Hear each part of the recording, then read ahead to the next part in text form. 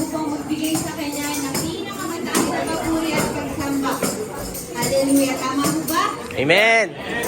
So bago po ang lahat, ako naman din po gusto batiin ang lahat ng maligayang ika-anim na anibersaryo ng Lamb of God. Hallelujah. Amen. God.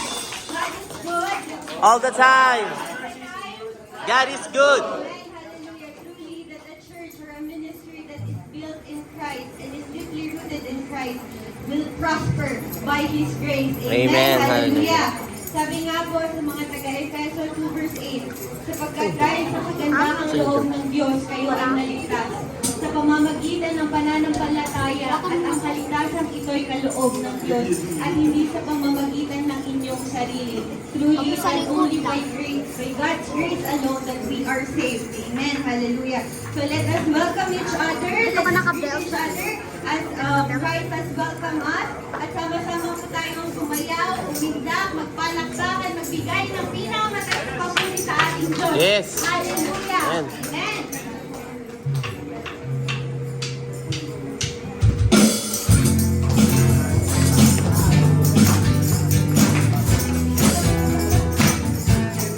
Palakpakan ng isa sa mga kapatid.